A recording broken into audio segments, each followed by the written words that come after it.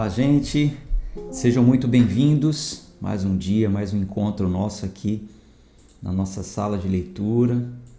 E hoje é o nosso dia de número 196 do nosso plano de 365 dias. Vamos iniciar hoje a leitura de mais um livro, na verdade, mais uma das cartas gerais. Começamos pela carta aos Hebreus, do autor, que não sabemos ao certo quem, aos Hebreus. A primeira carta ali das cartas gerais, como expliquei para vocês na leitura passada. E a gente continua hoje com a carta de Tiago, tá? Vamos seguir, vamos em frente. Deixa aí o seu nome, de onde você está nos acompanhando. Não esquece de dar o seu like, se inscrever no canal, se você é novo por aqui. Seja muito bem-vindo. Saiba que você está fazendo parte de um plano de leitura bíblica gratuito, tá? Em um ano você consegue ler a Bíblia toda se você seguir esse plano. Mesmo que você esteja entrando hoje é o dia de número 196, aí você segue. Quando concluirmos, você vai continuar por mais 195 dias. Agora, é importante que você resgate já. Depois da leitura de hoje, você se programe para resgatar o primeiro e o segundo dia. Porque foram os dias em que nós apresentamos a versão que nós estamos lendo, que é a King James de 1611, e expliquei sobre o exercício que estamos aplicando na leitura, que é a hermenêutica, tá bom? Então resgate aí o primeiro e o segundo dia, é muito importante que você faça isso para poder seguir com a gente, tá bom? Pessoal nos acompanhando aqui de Portugal está em peso aí hoje, hein? Deus abençoe todos vocês, viu? Deixa aí o seu nome, de onde você nos acompanha nos comentários e vamos em frente. Deixa a sua Bíblia aberta em Tiago. Desculpe. Nós vamos ver algumas referências na visão panorâmica, embora não vamos ler hoje os capítulos, mas buscaremos algumas referências. Então já deixa aberto aí em Tiago. Deixa em Tiago capítulo 1.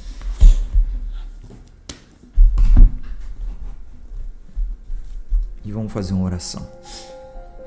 Senhor, obrigado por mais um encontro aqui com a Tua Palavra, com estes meus amigos, essas minhas irmãs queridas desse clube de leitura. Obrigado pela força que o Senhor tem nos dado, a disposição, o entendimento. Mais uma vez pedimos que o Senhor nos dê e sabedoria para compreender os textos e a ação do Espírito Santo para trazer a revelação ao nosso coração. Dirige, Senhor, a nossa leitura. Oramos em nome de Jesus. Amém. Bom, então vamos à visão panorâmica. O que nos espera esse livro, essa carta de Tiago? Bom, a carta de Tiago, você vai perceber que ela é um complemento dos ensinos de Jesus. Aquilo que Jesus ensinou nos 4 evangelhos, Tiago ele vai trazer um complemento. Você vai perceber uma certa diferença entre as outras cartas dos apóstolos, onde eles eram mais doutrinários, vamos dizer assim, né? Os outros apóstolos eles endereçam cartas mais doutrinárias. Tiago ele já é muito prático na sua carta. Ele dá uma ênfase à ética cristã, ao comportamento dos cristãos. E a ética cristã que Tiago dá ênfase, ela é totalmente compatível aos ensinamentos morais de Jesus. Quando Jesus ensinou os seus discípulos a ética moral, principalmente o que está ali em Mateus do 5 ao 7, que é a chamada a cartilha do cristão, o Sermão da Montanha, Tiago ele dá ênfase, ele complementa esses ensinamentos de Jesus. Tiago também ele vai reverberar o ensino de Jesus contra a hipocrisia religiosa, tá? Hipocrisia religiosa, porque a gente fala muito sobre os falsos profetas, os falsos mestres, mas nós também temos os falsos religiosos, né? Os falsos crentes, os crentes hipócritas. Jesus denunciou a hipocrisia religiosa, e Tiago também ele vai espelhar isso, é como se fosse um espelho daquilo que Jesus falou. Ele vai repreender essa hipocrisia, ele vai encorajar também alguns que estavam desanimando, ele vai trazer exortações, ele vai trazer conforto, enfim, é uma carta muito completa, muito boa para a igreja, inclusive nos dias de hoje. Bom, por fim, a carta de Tiago, ela é muito conhecida pela sua praticidade, mas ela também tem uma das verdades teológicas mais profundas do Novo Testamento. Eu não sei se você já ouviu falar, mas é uma doutrina muito conhecida no meio do povo de Deus, que é a doutrina da justificação pela fé. A doutrina que trata sobre salvação, tá? Então, Tiago ele vai trazer aí um forte tema, um forte... na verdade, não é um confronto. Alguns acham que é um confronto. Alguns colocam em confronto com o ensino de Paulo, mas não. Você vai perceber na leitura que Tiago ele só está fortalecendo ainda mais o ensino da salvação, não por obras, mas da justificação pela fé. A gente vai falar mais sobre isso no decorrer da carta. E ainda hoje, na visão panorâmica, eu ainda comento sobre isso. Bom, sobre o autor. Logo no primeiro versículo, Tiago ele se apresenta como autor. Então a gente pode, aqui ó, Tiago, capítulo 1, versículo 1. Tiago, um servo de Deus e do Senhor Jesus Cristo, às 12 tribos que estão dispersas no exterior, saudações. Então a carta ela tem um cabeçalho, ela tem uma abertura. Tiago, servo de Jesus, às 12 tribos. Então, aqui a gente pode afirmar com certeza, porque a Bíblia está dizendo com clareza que essa carta ela é de Tiago. Agora, acontece o seguinte, Tiago era um nome comum no Novo Testamento. Tinham muitos Tiagos naquela época, inclusive que marcam ali a história de Cristo, a vida de Cristo, né? Em paralelo com a vida de Cristo, aparecem 3 Tiagos, 3 personagens. Nós temos aí o Tiago, irmão de João, filho de Alfeu, tem o Tiago, filho de Zebedeu, tem o Tiago, irmão de Jesus. Então, quando fala Tiago, um servo de Deus e do Senhor Jesus Cristo, ainda não temos aqui a clareza de qual Tiago é. Veja que coisa, não tem a clareza de qual Tiago é. Então, nós vamos pelo contexto, nós vamos por épocas, nós vamos pela escrita, nós vamos pelo propósito da carta, nós vamos pela datação da carta, em mais ou menos quando que ela foi escrita, para que a gente possa chegar ao entendimento de qual Tiago está sendo falado aqui. Bom, 2 personagens principais que são fortes candidatos a serem os autores dessa carta. O primeiro personagem principal aí que aparece, é claro que é um apóstolo, né?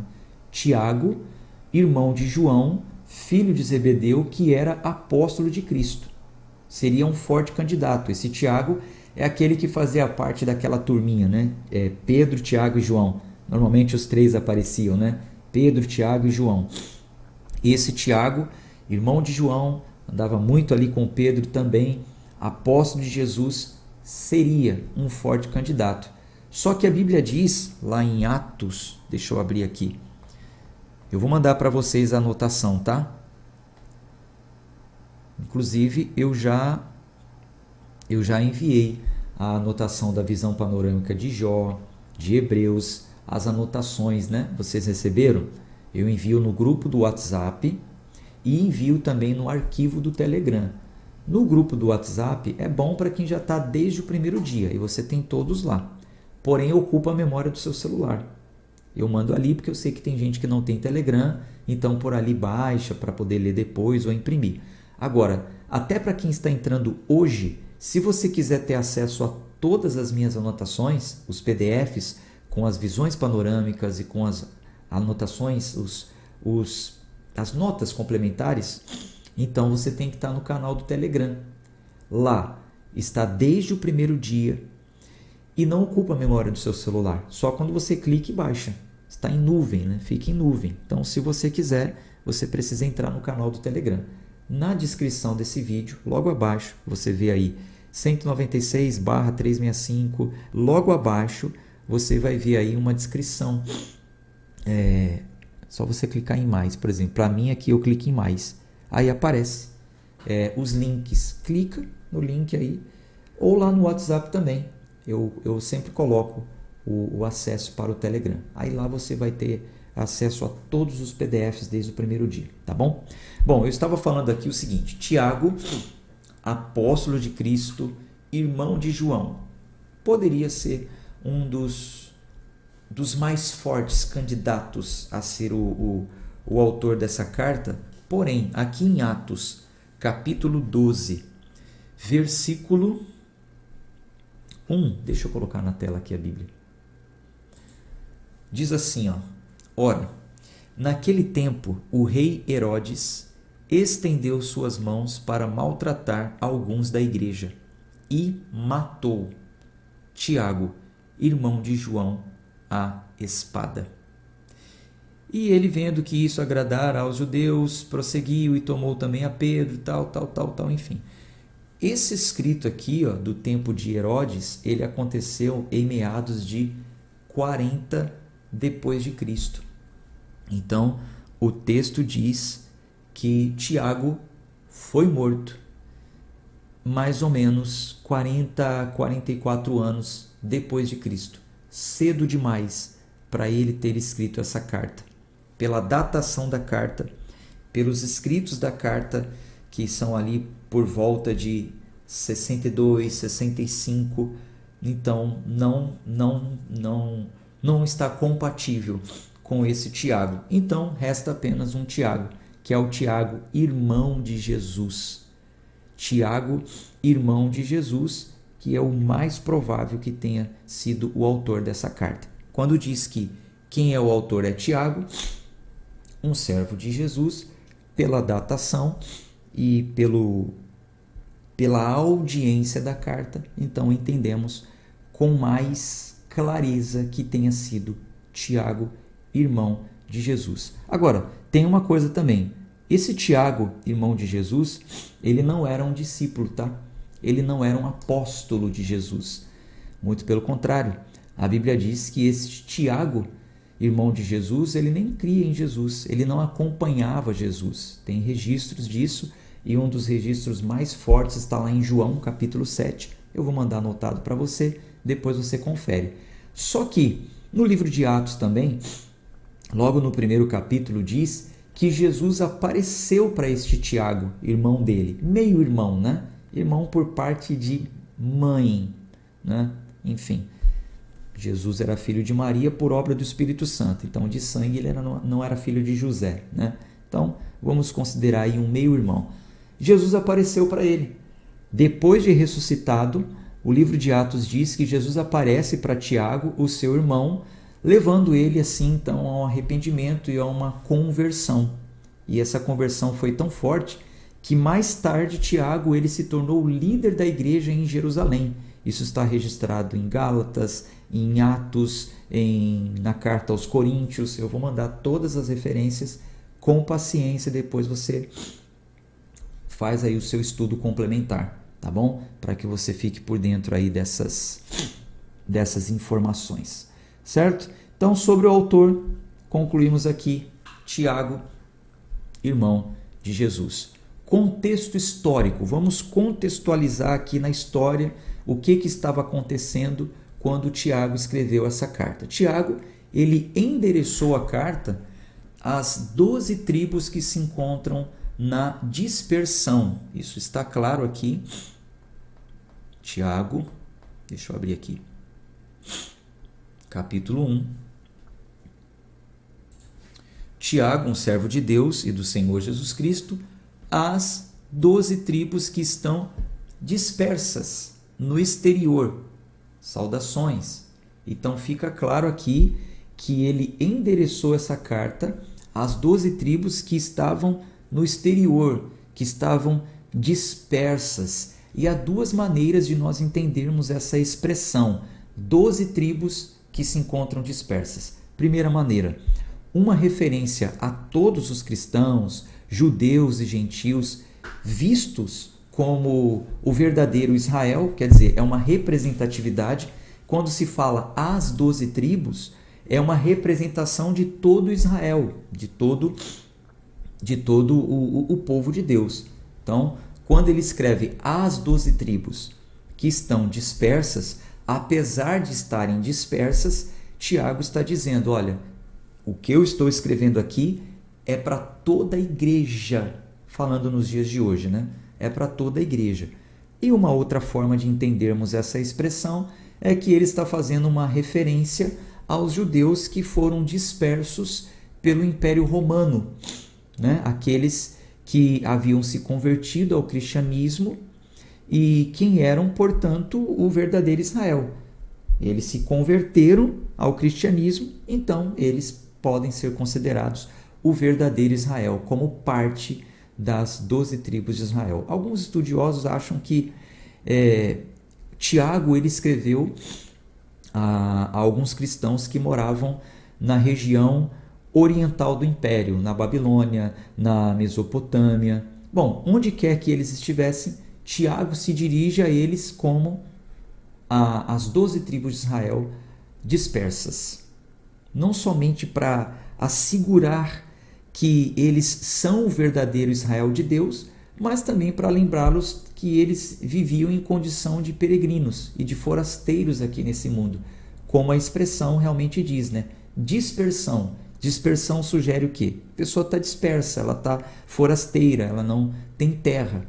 E isso é fortalecido muitas vezes na Bíblia. O apóstolo Paulo também fala que, inclusive, os patriarcas da fé, eles peregrinaram nessa terra, eles não consideravam deles nada, eles sempre ansiavam pela cidade celestial, uma outra terra, enfim, eles nunca consideraram nada desse mundo como deles, nunca tiveram apego, né? Sempre se consideraram forasteiros. Tiago, mais uma vez, está lembrando isso às tribos de Israel, né? Nós vivemos aqui nesse mundo, mas vivemos como forasteiros. Nós ansiamos pelo novo Israel, né? Essa é a promessa que nós estamos agarrados. Bom, transparece também na carta que esses judeus cristãos a quem Tiago ele está escrevendo, eles estavam passando por diversas provações de fé. Você vai ver comigo na carta de Tiago falando sobre tentações e provações. A palavra tentação, eu vou falar isso melhor na leitura de amanhã, tá? Vou trazer mais detalhes na leitura de amanhã. Mas a palavra tentação, por vezes, ela entra no contexto de provação. Não apenas tentação no que se refere a pecado, mas tentação na casa da provação, de passar por provações. E Tiago, ele vai falar muito sobre isso, muito, porque eles estavam passando por provações. E essas provações, essas perseguições que elas estavam passando, a gente percebe que elas estavam sendo movidas ou promovidas pelos próprios judeus, que eram os patrícios, os patrões, os donos de outros judeus que haviam se convertido ao cristianismo. É muito provável que essas perseguições estavam acontecendo pelos próprios judeus. Por quê? Pela datação, em meados ali de 60 até 65, quando a carta foi escrita, os romanos ainda não tinham começado a perseguição. A perseguição de Roma, do Império Romano, a perseguição ferrenha, né? Ela começa por volta ali do ano 70, quando o templo ele é destruído, a invasão e a destruição do templo. Então, a gente entende que essa perseguição estava acontecendo pelos próprios judeus, os próprios irmãos deles, porém esses irmãos, eles eram de uma condição social melhor, maior, né? E por isso acabavam oprimindo os seus próprios irmãos. Enfim, a maioria dos cristãos desta carta, a gente percebe que eram pobres, tinham uma condição social menor. A gente percebe isso pelas denúncias que Tiago faz. Tiago ele vai denunciar a discriminação contra os pobres, a opressão dos patrões ricos. Isso vai estar em Tiago capítulo 1, capítulo 2, capítulo 5. Eu vou mandar anotado para você e a gente vai ler junto também. Também Tiago vai falar sobre a imaturidade espiritual desses cristãos por falta da prática da palavra de Deus. Eles ouviam a palavra de Deus regularmente. A gente vai ver aqui no capítulo 1 que acontecia cultos regularmente. Eles ouviam a palavra, mas faltava prática. É aí onde Tiago ele vai falar sobre aqueles que ouvem, mas não praticam. Talvez você já conheça essa passagem, né? Quando Tiago fala sobre a falta da prática daquilo que ouvem. E é por isso que eles estavam dando sinais de imaturidade espiritual. E havia também entre eles algumas disputas. Eles estavam impacientes diante das provações e se sentindo tentados a murmurar, se sentindo tentados a ficar falando mal um do outro.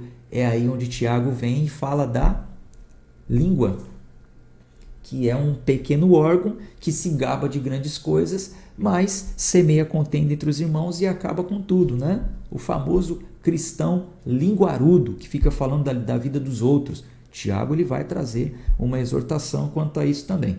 Bom, ele vai falar sobre aqueles que estavam entendendo erroneamente a doutrina da justificação pela fé. Tiago ele vai corrigi-los e vai mostrar, sim, que a fé precisa estar acompanhada de obras. E isso, gente, é uma polêmica até os dias de hoje. Graças ao livro de Tiago, que nós temos base para refutar o ensino da hipergraça, onde dizem que nós somos salvos pela graça e não por obras, então não precisamos fazer mais nada. Não. Tiago é um contraponto que fala, inclusive, de obras. Ele vai mostrar que, sim, somos salvos pela fé e não por obras. As nossas obras não nos salvam.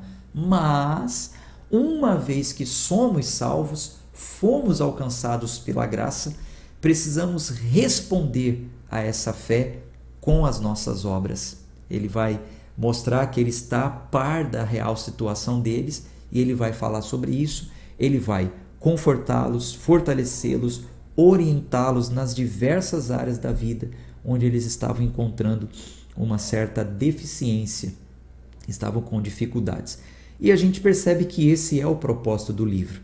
O propósito dele escrever essa carta geral, ela vai trazer essa preocupação evidente de Tiago de tratar as dificuldades internas e externas. Quando digo interna, é a dificuldade que estava envolvendo a igreja, o corpo, o povo de Deus, o ambiente de culto, a doutrinação. Dificuldades externas é aquilo que eles estavam enfrentando fora, né? Que eu até citei aqui, que externamente eles estavam enfrentando tentações, em especial porque eles estavam sendo oprimidos pelos proprietários de terras ricos. E essa opressão não parece ser religiosa, de maneira nenhuma.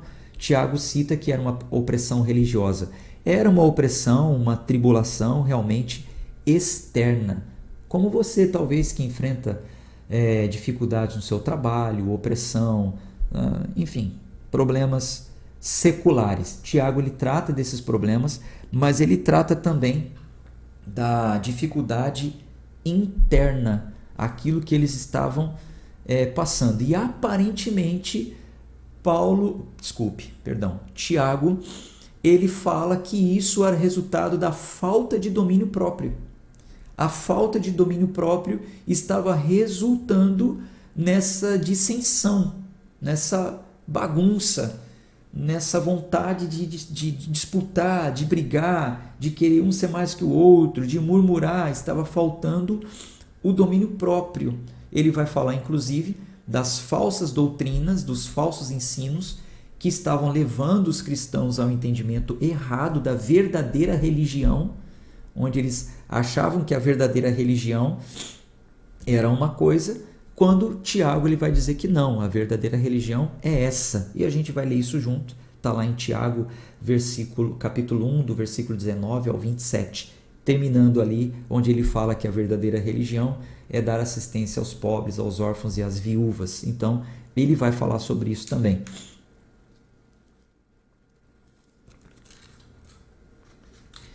Ele vai falar sobre o favoritismo, né, para com os ricos, vai falar de ambições, que inclusive estavam levando a assassinatos e a contendas. Que coisa.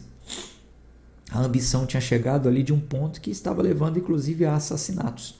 Isso está escrito em Tiago, capítulo 4. Bom, Tiago lidou com esses problemas principalmente aplicando os princípios definidos pelo Velho Testamento. Tiago ele vai pegar princípios do Antigo Testamento, ensinos do Antigo Testamento quanto à sabedoria, e ele vai aplicar os ensinos da sabedoria na igreja para que eles pudessem solucionar aquele problema. Tiago vai dizer o seguinte: nós precisamos resolver isso com sabedoria, e a sabedoria é um dom que vem de Deus, é um dom perfeito, é um dom que vem do alto, do chamado Pai das Luzes. Você vai ver ele dizendo isso. É ele que concede. Então, irmãos, a gente precisa pedir a Deus sabedoria para resolver essa situação. Humanamente falando, não tinha como ser resolvida. Certos conflitos, certas fofocas, certas contendas, certas situações, a gente não vai conseguir resolver sem sabedoria. Nós precisamos pedir sabedoria. Sabedoria para falar de forma adequada no culto, para escolher quem deve ensinar, quem deve pregar, quem deve reger, quem deve dirigir, quem deve liderar. Precisamos de sabedoria. Sabedoria para evitar os conflitos internos, o que está causando divisão na igreja. Ele vai falar sobre isso no capítulo 1, no capítulo 3, no capítulo 4, a importância da sabedoria para resolver esses problemas. E o tema da fé em ação também é muito importante. Ele vai falar sobre a fé sem obras, que é uma fé morta. Então ele vai falar da importância da fé estar em ação. E nesse aspecto, Tiago ele vai provar que a fé que não se manifesta em boas obras não serve para nada. Ele vai dizer, não há proveito nenhum você falar eu tenho fé se você não mostrar as suas obras. Mais uma vez, destaco o seguinte: não é que isso lhe salva. Não são essas obras que vão te salvar. Mas não adianta nada também você dizer que tem fé e não responde com as suas obras. Então, é uma evidência de que é um falso crente, de que não foi alcançado pela graça coisa nenhuma, porque o impacto da graça nos constrange a responder a essa graça com as nossas obras. Então ele vai, além de tudo isso, usar a sua carta para abordar as diversas questões práticas, incluindo o comportamento dos ricos. Ele vai falar sobre os que sofrem, ele vai falar inclusive sobre os doentes. Alguns cristãos que estavam ficando doentes e por causa da doença não estavam conseguindo ir ao ambiente de culto. Como que a gente vai tratar um irmão que ficou doente? Gente, deixa eu te falar uma coisa, não falta na leitura de amanhã, porque a gente vai ler o livro todo amanhã, tá? Vai ser assim, vai ser um intensivão. Nós vamos ler os 5 capítulos de Tiago amanhã. Eu não vou quebrar a leitura, porque um capítulo vai completando no outro. Então a gente poderia perder o raciocínio.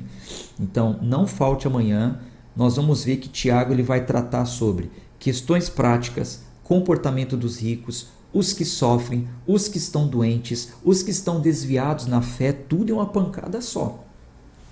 Por exemplo, o irmãozinho ficou doente, como que a igreja deve se comportar? Ele vai falar. O que deve fazer? O que uma verdadeira igreja faz por um irmão que ficou doente? É ali onde vai entrar o contexto da tão chamada e famosa unção com óleo. Se prepare, que a gente vai falar sobre isso amanhã. Em qual contexto entra essa unção com óleo e o que seria essa unção com óleo para os doentes? A gente vai falar amanhã. Bom, qual a contribuição bíblica? Como que essa carta contribui para toda a Bíblia? Você já deve ter percebido, né, que ela realmente é muito importante. Mas eu vou destacar aqui uma contribuição dessa carta para toda a Bíblia de uma forma assim mais intensa.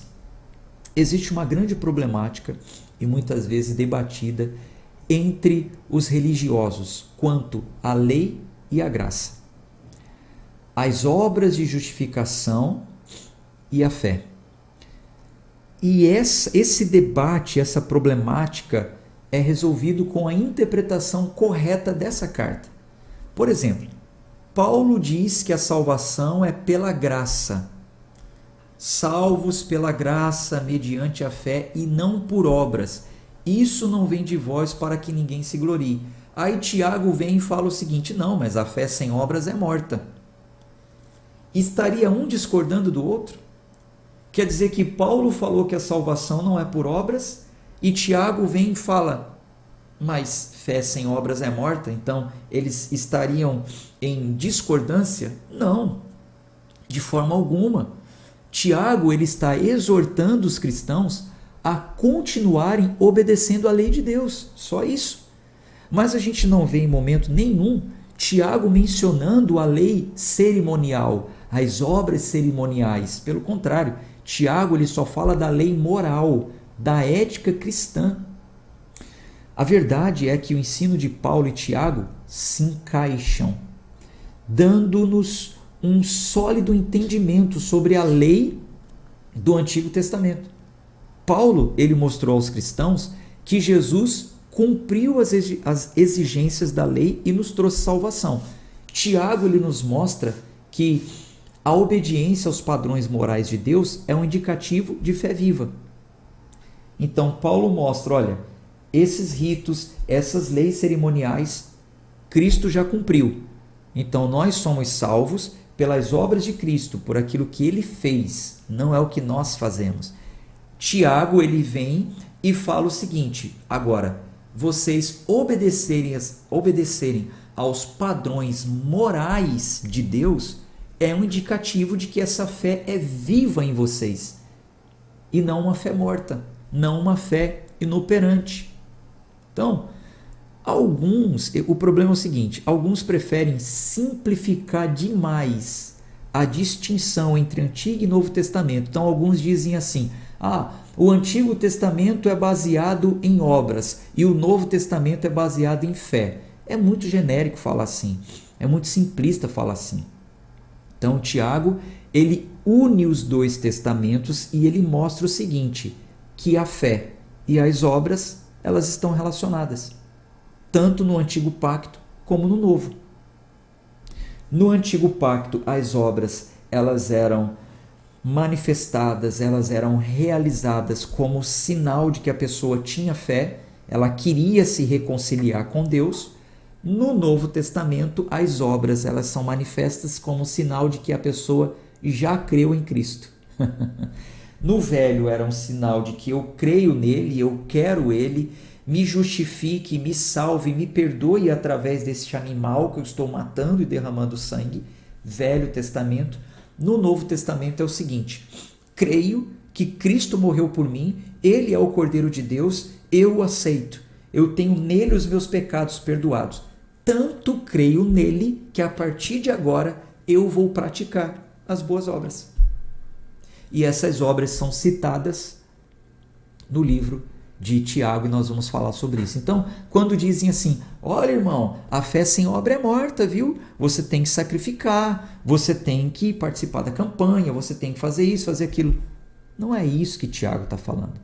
Ele vai citar, inclusive, quais obras são. O que é a obra da fé? O que é responder à salvação através das nossas obras? Só que a gente vai ler isso juntos amanhã, tá bom? Amanhã a gente continua. Eu vou ficando por aqui. Deixo a você aí um abraço de fé e força. Tchau, tchau.